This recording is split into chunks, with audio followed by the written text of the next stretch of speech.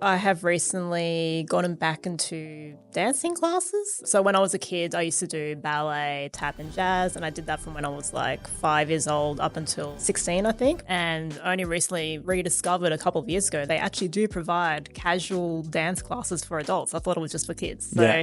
I've been enjoying getting back into that, finding a fun hobby to stay fit, 1, 2, 3, 4. but also meet other people as well. You'll go to a class at one school, because I'll jump around depending on what the song is being taught and who's a teacher and things like that, and you'll see, oh, I saw you at the other school like the other week. Yeah. Hi, how are you? Yeah, cool. Yeah. Today, we have another interview with one of our team members at Skye. We've got Kathleen. Hello. How are you? I'm good. Great. So, Kat, how long have you been at Skye for? Almost 2 years now. 2 years this month, actually. Yeah, cool. And what's your role? So I'm a financial advisor. Cool. Yeah. What is a financial advisor? So a financial advisor meets with clients and provides advice for them. In my specific circumstances, around personal insurances. Yeah. Yeah. Cool. Yeah, sometimes I think about like there's so much assumed knowledge that we accidentally like brush over. Yeah. So people may watch it and go, oh, what does actually What's a that financial mean? advisor do? Yeah. So, and what were you doing before you joined Skye? So before I was at Skye, I was an associate advisor at another financial planning business, and I was also specializing in insurance there as well.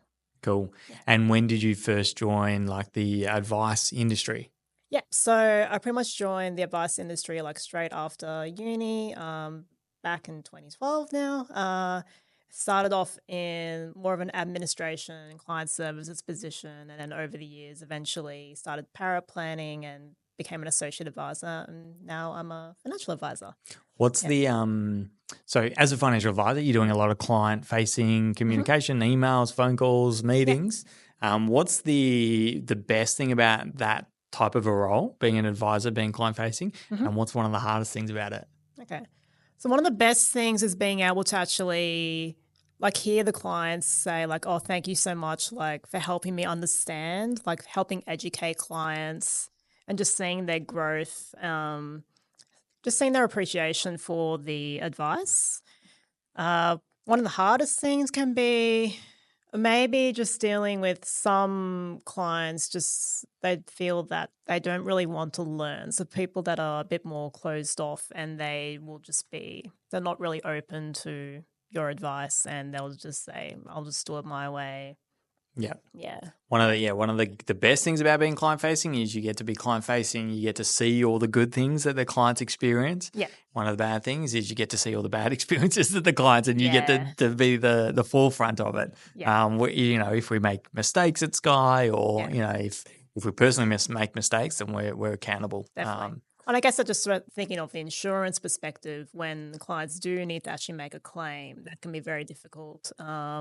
Or even like previously I've had clients pass away and then having to help their spouses that are left behind dealing with trying to, with the estate and everything. So that can be a bit more of the difficult side of things. Yeah. And it is the interesting thing about the work we do being insurance only is like we're either helping someone, set up a ongoing bill, which is life insurance. It's a cost that we all have to pay. Yeah. Or we're helping people get money, but to get the money, something really tragic or really bad has to have happened. So we obviously love what we do at Skye, helping people with insurance. It's a really important part of someone's financial foundation. But we do, we either help someone pay money for something that they hopefully never use, or get the money that they're extremely happy that they've got the money, but obviously something really tragic's happened. Yeah. So you spent quite a while in the industry prior to being an advisor. Are there any areas of the associate or paraplanning role that you're like, oh, I kind of miss doing that stuff? It can be kind of, I don't know, strangely therapeutic or fun doing the background of the advice, like doing the quoting, figuring out which insurer has like the lowest premiums. But at the end of the day, I'm still checking the advice and I'm going through that process anyway. So there's not really anything that I guess I don't really miss from being an associate of a paraplanner. It's just that I'm rather than actually doing the background work, I'm now just checking over it and then presenting that to the clients. Yeah. So previously you're doing all the research, deep Yeah. diving, and if this, then that, and Yeah. all of that stuff. But now it's like you get all that information, Yeah, you just it's have already to been vet done. it I and just go. want to make sure it looks all good. I'm happy with it, and then present it to the clients. Yeah, cool. And about your time at Skye, so you spent a long time, working in an advice firm outside of Skye. What is, the best and worst thing about working at Skye? Best and worst thing. Best thing I'd say is the culture. It's super fun. Everyone really gets along, and I think people think, given that we are mostly remote, some people think like, how do you guys actually stay motivated being completely remote? And I just feel that, well, at least from my perspective, I found that I can still feel quite connected. This last year, I only went to the office once. But I guess we did have like a couple of catch-ups around that. But despite that, we still maintain a very cohesive, fun culture. And it's just like a really good place to be a part of and working towards helping as many clients as we can. Worst part? Yeah, dish the dirt. Let's go. What is it? Maybe just the time the time between catch-ups can sometimes feel like it's a bit of a long time. I'm fortunate that I'm actually based in Melbourne, so I can come into the office like I have done today when I'm able to. Some of our advisors are actually interstate, so they don't have that flexibility. But at the same time, as I mentioned before, the fact that we do still seem to maintain such a great culture and that we have fun, I couldn't imagine working anywhere else really at the moment. And you're in a position where you're like, hey, it would be better to spend more time in the office, but you've got the chance to come in, but you've got to drive a long way to get here. And Exactly. So it's always like that. Oh, it would be good if I could like teleport to the office. If I could teleport, it'd be better. But, but is it, is the upside worth the drive? And you choose for it to, maybe not be most of the time.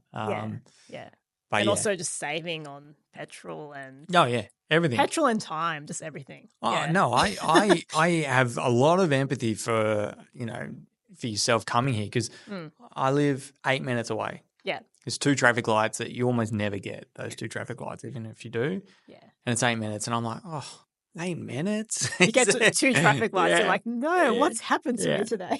but I am in the office a lot more these days than I ever used to be, and enjoying it much more. I agree. It's kind of the best and worst thing. And talking about the company culture, something that I think a lot about, and how do we keep people engaged and feeling motivated and feeling like they're a part of the team, because it's super important to feel like we're all moving towards one task and a team. And I do think, do we move to a more hybrid, role in the future, and how does that look like? But it's one of these things that I think we do, really well. Like people can feel isolated, but it is a personal decision. And the good thing about not being in the office is we just don't have office politics. Like, exactly. When you're in an office all day, every day, there's all these like, this person doesn't put the dishes away, or this person does this thing that really annoys me that we don't have to have. And I'm just like, I don't need to deal with that. Yeah. So it is good. There's pros and cons to both. Yeah, definitely. All right, awesome. Well, what's before we finish, what is one interesting thing, like fact about yourself that people may not know? So I have recently gotten back into dancing classes. So when I was a kid, I used to do ballet, tap, and jazz, and I did that from when I was like 5 years old up until I was 16, I think, pretty much when I started VCE in year 11. And only recently rediscovered a couple of years ago, they actually do provide casual dance classes for adults. I thought it was just for kids. So I've just been enjoying getting back into that, and just finding a fun hobby to stay fit, but also meet other people as well. And as you were saying, I think meeting people and building our communities is also like something that doing sports as an adult. I think about, I've been playing indoor cricket for 20 years. And I'm like, and I'm slowly starting to move away from it. But I'm like, every time I go and fill in for a team, I'm like, I know lots of people here, and like it is an extra community. So I imagine it's the same thing with the dance as well. You start to see like you'll go to a class at one school because I'll jump around depending on what song is being taught and who's a teacher and things like that, and you'll see, oh, I saw you at the other school like the other week. Yeah. Hi, how are you? Yeah, cool. Yeah. Awesome. Well, actually, before did say that was going to be the last question, but I got one more. What's the most important insurance that we set up, in your opinion? Income protection. Income protection. Okay, Yeah. why? Because, like, I feel that pretty much anyone, as soon as they start working, at least 20 hours per week, because that's the minimum to get income protection, but they should consider getting it just because you're so reliant on your income. And whatever sick leave you have built up, that'll only go so far if you can't work. So I think as an absolute minimum, income protection is it. I actually spoke to a client yesterday where they wanted to reduce costs and they were like, I want the life, the TPD and the trauma and not the income protection because it's the most expensive. And I was just like, oh, I would really go the other way around, like do the income protection and cut everything else out. But yeah, that's still a conversation that's in progress at the moment. I mean, you're not at the obnoxious level as me of just saying to people, don't be a silly sausage. Just get your income protection. Just at minimum, please, because you don't have any wealth if you don't have an income. So unless you got really rich parents and well then you might not even need insurance in that case. Exactly. Yeah, but definitely income protection, absolute minimum. Yeah. Awesome. Well, thank you very much for your time. Oh, awesome. Thank you.